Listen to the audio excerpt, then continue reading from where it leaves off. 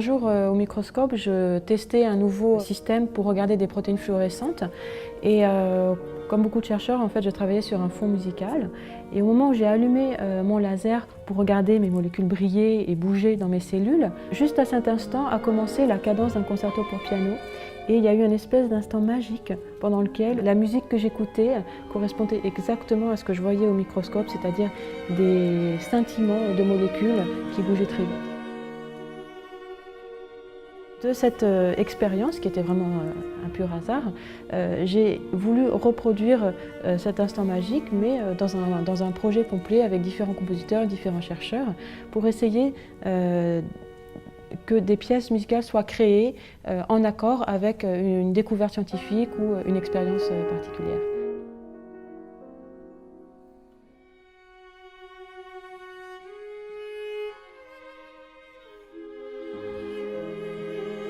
We are interested in a specific state that the cells can enter into, which is called the quiescent state. So quiescent means the same word as quiet, so it means being calm and resting. And this is actually because cells can be in different states, but when nutrients start to be exhausted, the cell will enter into this quiescent state. And so the question we asked in the lab was, how is the genome changing its organization during this transition?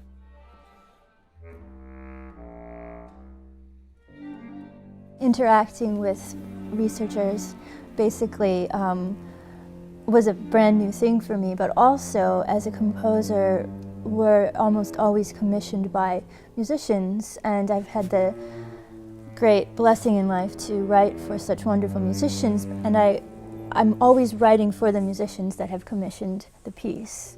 And I have their recordings or their performances in my mind, and in this case it was the opposite. I had no idea who the musicians would be, but I was working with scientists in molecular biology, and you basically became the musicians for whom I was writing. So it was crafted towards that, and it was a sort of sideways and extremely different experience, and I think made it much richer and different in a lot of ways.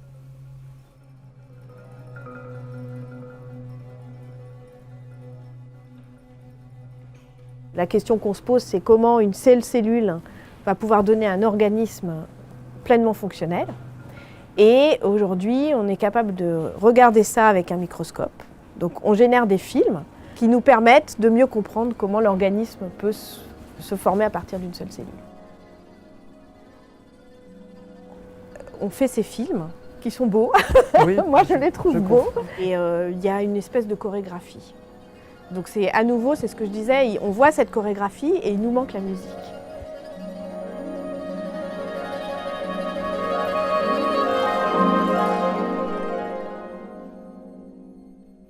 Mais ce sujet est très poétique parce qu'en fait, ça parle de l'enroulement de l'ADN pour pouvoir rentrer à l'intérieur d'un noyau cellulaire. Toute cette dynamique de l'ADN formait une chorégraphie qui pouvait très bien être mise en musique, justement par Emmanuel Hilleux. Oui, parce que pour moi, le sujet, c'est à la naissance de la vie. Et ça résume souvent notre vie, c'est-à-dire, pour moi, alors là c'est une licence poétique, l'enroulement du long brin d'ADN autour de ces petites boules, et c'est vraiment quelque chose lié au désir, la rupture, la tragédie de la vie et la réparation, c'est-à-dire essayer de retrouver la partie manquante de soi à travers un être semblable.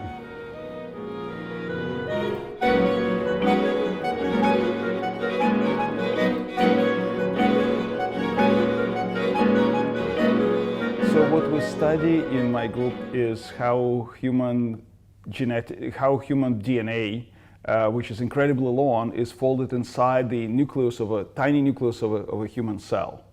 So for us, genome is a physical object, and we're trying to understand how it actually organizes and moves inside a cell.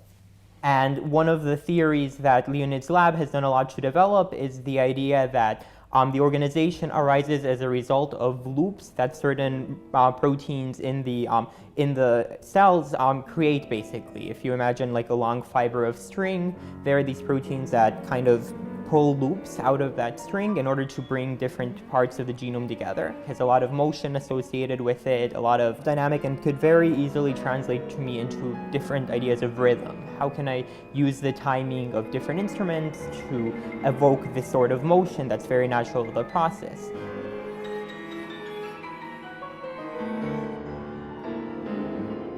Donc le projet de recherche que je mène et que je t'ai proposé de raconter à ta manière, mais en tout cas ce que je t'ai livré, c'est ça, c'est l'histoire des grandes structures de l'univers. Donc comment d'un univers très homogène, très chaud, très dense, on arrive à un univers transparent et de plus en plus clumpy, on dit en anglais, de plus en plus structuré avec des morceaux, la matière noire, des étoiles, de la lumière qui se balade.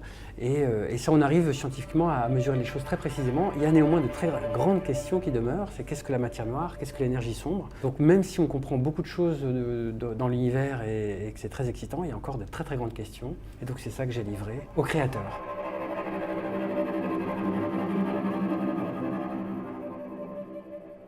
Il y a l'idée très intéressante de transparence, justement, cette apparition de la lumière tout d'un coup qui révèle. J'ai trouvé ça intéressant de le traduire finalement en son. L'une des possibilités que j'ai trouvées, c'est de travailler justement sur la décomposition du son, c'est-à-dire sur les spectres harmoniques dans les instruments à cordes, qui permettent de travailler sur toute une palette finalement de timbres très intéressantes qui peuvent évoquer justement ce passage de l'opaque à la transparence, qu'on peut traduire par le bruit ou l'absence de son, enfin le passage du silence au bruit, au son mais un son saturé, à un son lisse, un son plus harmonique, avec une hauteur précise.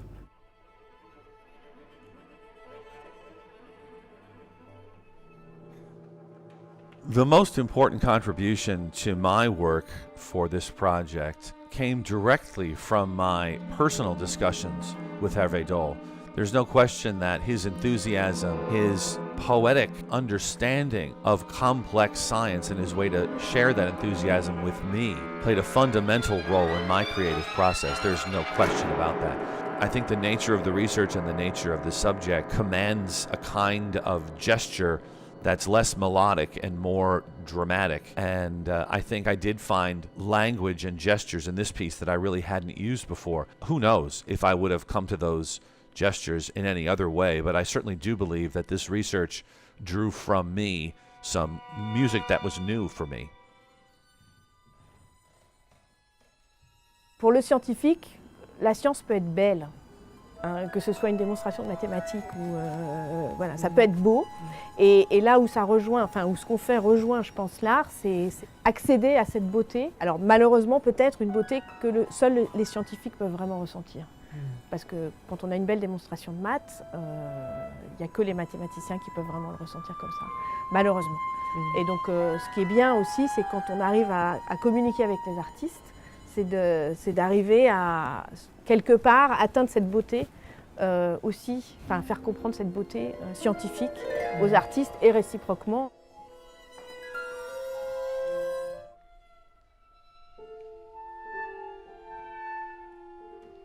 The piano came to my mind really quickly because I did find the palm microscopy very inspiring, and the piano, of course, being a percussive instrument, does have that ability to have these flickers of sound, and I felt the flickering very emotional, even though it's a very non-emotional process.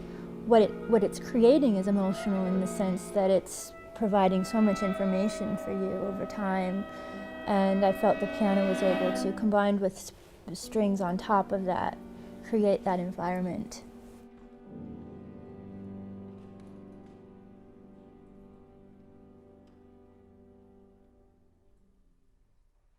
Et il faut dire aussi que pour expliquer des concepts scientifiques un peu complexes, j'ai essayé d'utiliser des analogies avec la musique. Et ça a donné des idées musicales pour réaliser le morceau, je pense, qui ont contribué un peu à la forme du morceau final. Et c'était très intéressant parce que ça a vraiment permis à Emmanuel de comprendre très vite des notions scientifiques complexes. Par exemple, le fait qu'on a regardé le mouvement de l'ADN à des vitesses différentes. On a regardé comment bouger toutes les 10 secondes, puis toutes les secondes, et après on est allé jusqu'à la milliseconde. Donc on a regardé à des échelles de temps très différentes ce qui se passait, et on a vu des types de mouvements de l'ADN différents. Et j'ai expliqué ça en utilisant l'analogie avec le contrepoint, où on a des lignes mélodiques qui se superposent, qui peuvent se suffire à elles-mêmes de façon indépendante, mais qui quand même peuvent se jouer ensemble de façon tout à fait harmonieuse aussi. Voilà, c'est les contrepoints du temps. Même voilà, le temps a son propre contrepoint. Et ça, c'est fabuleux pour moi. C'est voilà, une porte que, je vous dis, tu as ouverte énorme. Même à dire pour sa propre vie aussi. D'ailleurs, voilà, ABO, c'est la vie. Hein.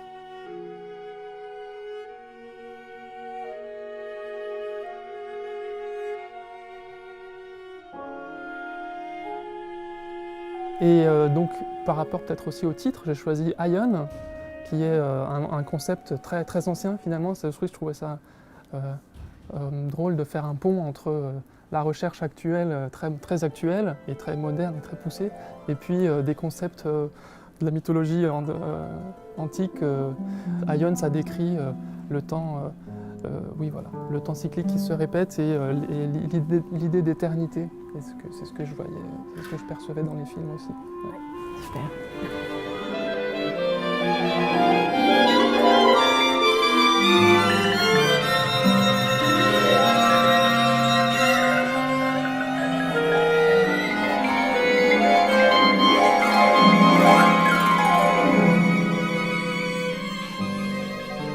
That said, I absolutely fell in love with this idea of writing something inspired by science. It's not at all as how I thought about music before. Leonid mentioned some very important connections between science and music, although I will also say for me, I often thought of them in completely opposite ways. Science is such a sort of logical, rigorous way of thinking. In music, sometimes the whole fun is to break the logic once in a while. Do something where A doesn't follow B, as you would expect. And so I often thought of them almost maybe as different parts of my brain. But now I discovered some very nice connections that I hadn't realized before between these two disciplines. And it's both useful for me as a composer to draw inspiration from the scientific world, and I think it's also useful for myself as a scientist to be able to distill ideas into their most beautiful and clear essence. And so this is certainly something I would love to continue doing in the future. It wasn't long after completing Cosmic Inflation and the End of the Dark Ages that I started to consider using the musical materials that make up that work in future compositions. And I do have those plans, and I've started to sketch out a couple of larger scale works, orchestral works, which include some of these gestures. I sort of felt like I stumbled onto some thoughts and some ideas here that I would like to continue to explore. What I really liked in this process is that actually I'm a very reflexive person, and I like the idea that Alexandra was not interested only on the finding but also on the process to discover things. And this is also something that this is one reason why I like doing science. It's not only for the discovery, but also for the path that you have to go through and how you get to the point. I was really, really pleased to see that we were sharing this. Les interactions à avoir, je crois que c'est quelque chose qu'il faut promouvoir auprès des scientifiques et des artistes. Alors, il faut savoir aussi qu'on a un peu peur l'un de l'autre. Enfin, c'est pas qu'on a peur, mais à la fois on est hyper curieux et on est, en tout cas je parle pour moi, non pas intimidé, mais une sorte d'aura des compositeurs ou des musiciens ou des artistes. Alors c'est réciproque. Il paraît, voilà, on me l'a dit, mais nous on le sent comme ça. On se dit c'est formidable. Donc il y a un côté un peu intimidant à aller voir ces personnes très créatives, parce que nous on est créatifs les scientifiques, mais bon quand même peut-être un peu moins que les vrais artistes ou les compositeurs. Et à la fois dès qu'on arrive à se connecter, on a le même langage, il y a des connexions, quelque part on fait exactement la même chose, mais avec des moyens et des méthodes différentes. The way usually we do research is that we have lots of technical details, and so it's kind of hard to see the big picture. So this musical piece actually helped me to see the big picture of what's actually happening and why, what is the main kind of theme of what we are discovering.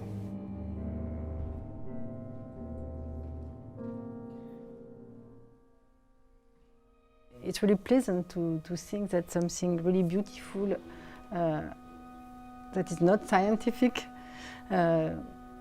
comes out of what we did in the lab. So to me it's really a second life. It's really a second life for our work, and I think it's a fantastic opportunity and it's really unique, and yeah, so it will be also for me a way to share what we do with a totally different perspective.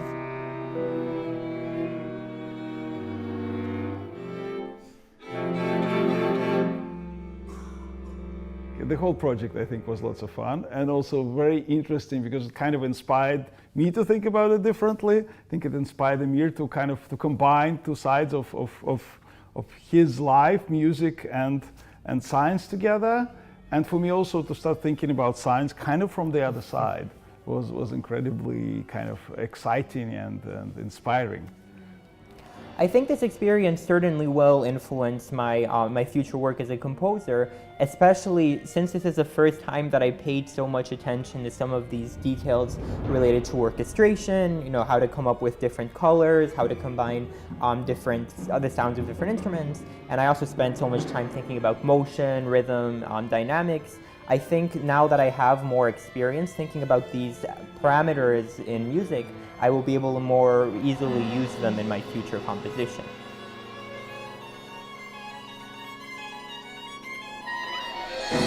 Ça m'a amené à développer des nouvelles techniques aussi d'écriture. Et après, j'ai trouvé ça très intéressant et très stimulant aussi pour un compositeur, c'est vrai, c'est quand même un travail assez solitaire aussi, et c'est intéressant d'échanger, de travailler en équipe un petit peu. C'est une démarche que je trouve agréable et en plus, voilà, qui stimule beaucoup l'imaginaire.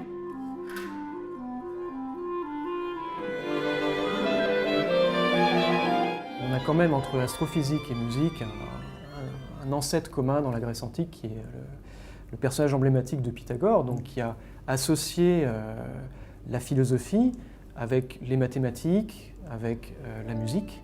C'est lui qui est à la base justement de la conception de l'univers comme un cosmos, c'est-à-dire un tout harmonieux, qui soit à la fois beau et donc du coup bon, et qui a peut-être scellé ces correspondances entre science et musique dès l'origine.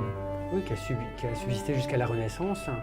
En termes de savoir, hein, il y avait tout ce qui était grammaire, rhétorique d'un côté, et puis le quadrivium, donc astronomie, musique, arithmétique, géométrie, qui constituait le savoir de l'honnête homme. Et il y a une relation très, très forte entre vision du monde astronomique et correspondance musicale et vibratoire. Et c'est intéressant de voir que cette vision très ancienne, finalement, est pertinente, et on a l'impression de redécouvrir ça, alors que voilà, les Grecs l'avaient déjà très, très bien perçu.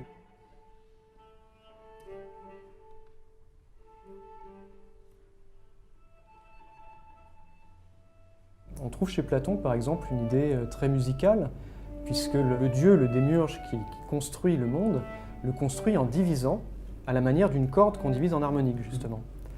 En le divisant d'abord par 2, ensuite par 3, etc. Ce qui est une division musicale, pour montrer effectivement que ce tout qu'on appelle l'univers est cosmique et consonant. Et beau.